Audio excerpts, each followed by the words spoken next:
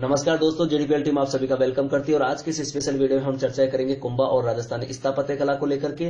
पिछले वीडियो में हम कुंभा के बारे में, उनके जीवन काल और साथ ही युद्धों के बारे में चर्चाएं की थी और इस वाले वीडियो में हम स्थापत्य कला को लेकर के चर्चाएं करेंगे। अगर ये वीडियो आपको पसंद आता है, आपके लिए मददगार साबित होता है तो आप इसे शेयर करना ना भूलें, लाइक करना ना भूलें और साथ ही हमारे ज्यादा से ज्यादा वीडियोज की अपडेट का लाभ उठाने के लिए हमारे यूट्यूब चैनल जीडीपीएल को सब्सक्राइब करना ना भूलें।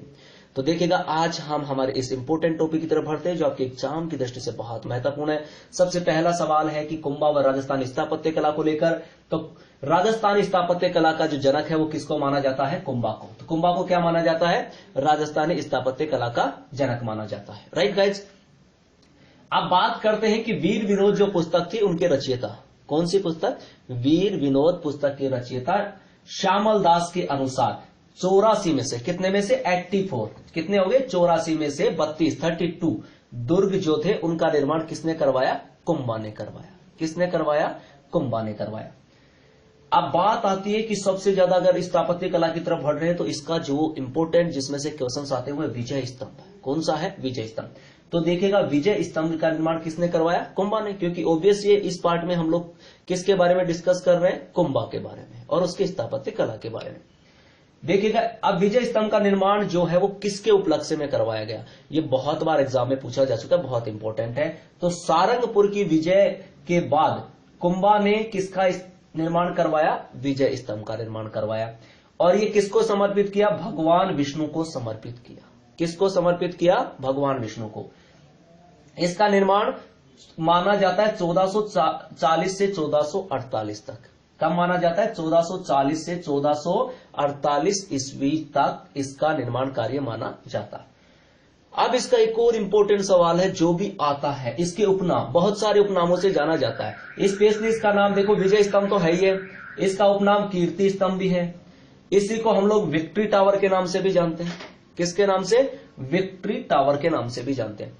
और इसके अलावा बात करें तो देखिएगा, विजय स्तंभ के बारे में अलग अलग विद्वानों ने अलग अलग नाम दिए। जैसे डॉक्टर गोपीचंद शर्मा की बात करें तो उन्होंने हिंदू देवी देवताओं से सजा हुआ एवं व्यवस्थित संग्रहालय कहा है इसको। किसको? विजय स्तंभ को। बात करें तो ओझा ने इसको पौराणिक देवताओं का अमूल्य कोष कहा है। किसने? ओझा ने इसको क्या कहा है? पौराणिक देवताओं का अमूल्य कोष। और डॉक्टर उपेंद्र नाथ डे कहते हैं कि यह विष्णु ध्वज या मूर्तियों का अजायब घर। और बात करें डॉक्टर सीमा राठौड़, तो डॉक्टर सीमा राठौड़ ने कहा है इसे संगीत की भव्य चित्रशाला के नाम से। तो अलग अलग नाम है। और इसके एक जो स्पेशल जो विशेषता की बात करें, अद्भुत विशेषता की, तो इसके भीतर एवं बाहर दोनों ओर मूर्तियां लगी हुई है। क्लियर? अब एक और इंपॉर्टेंट सवाल की तरफ बढ़ते हैं, इसके शिल्पी। तो इनके शिल्पी की बात करें तो जेता, नापा, पोमा, पूंजा, इसके मुख्य शिल्पी कौन माने जाते हैं? जेता, नापा, पोमा और पूंजा इसके मुख्य शिल्पी माने जाते हैं। इसकी ऊंचाई को लेकर सवाल पूछा जाए तो इसकी ऊंचाई 120 फीट मानी जाती है, किंतु कुछ विद्वान 122 भी मानते हैं। कितनी मानी जाती है? 120, किंतु कुछ विद्वानों के अनुसार कितनी है? 122। तो भी क्लियर। फिर बात करते हैं, इसकी सीढ़ियां जो है 157 मानी जाती है। कितनी मानी जाती है? 157, 157। और इसका आधार जो है वो 30 फीट माना जाता है।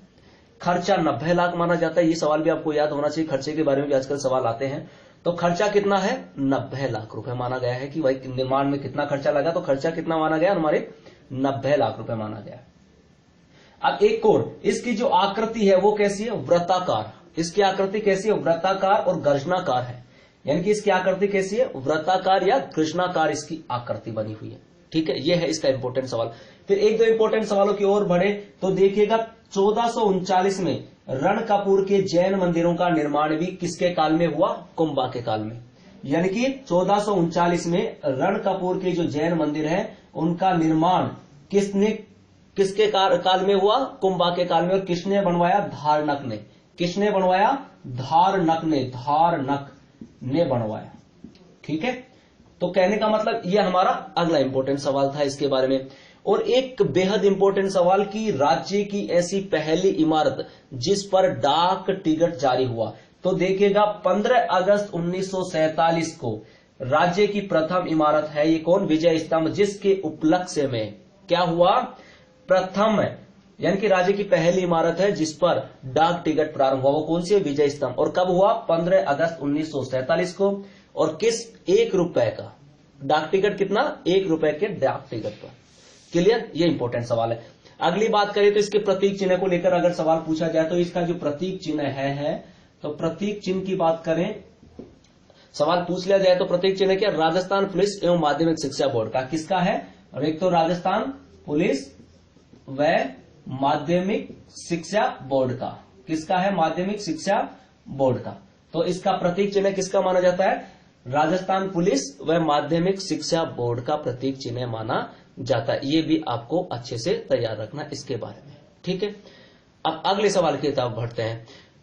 अब विजय स्तंभ जो था, विजय स्तंभ के बारे में महाराणा कुमार ने मालवा विजय के उपलक्ष्य में करवाया था, ठीक है। इसके बारे में भी हम लोग बात करें कि मालवा विजय के उपलक्ष्य में करवाया था। और मालवा विजय कब प्राप्त की थी? यानी कि महाराणा कुमार ने सारंगपुर विजय में विजय स्तंभ का निर्माण करवाया। ये बात, दोनों बातें हमें ध्यान रखनी है। और साथ ही अगर सवाल पूछ लिया जाए कि विष्णु ध्वज मूर्तियों का अजायब घर या भारतीय मूर्ति कला का विश्व कोश किसको माना जाता है? तो विजय स्तंभ को माना जाता है। और बात पूछी जाए तो इस स्तंभ के तीसरी मंजिल पर, यह भी सवाल पूछा जाता है, इस मंजिल की जो एक कितना मंजिला बना हुआ है? 9 मंजिला माना जाता है ना। तो इसकी जो तीसरी मंजिल है, यानी कि तीसरी मंजिल पर 9 बार अल्लाह शब्द लिखा हुआ है। क्या नाम लिखा हुआ? अल्लाह शब्द लिखा हुआ है। और महाराणा स्वरूप सिंह ने इस स्तंभ को पुनः निर्मित करवाया। किसने पुनः निर्मित करवाया? महाराणा स्वरूप सिंह ने इस स्तंभ को पुनः निर्मित करवाया। ये भी हमारा क्या इंपॉर्टेंट सवाल है।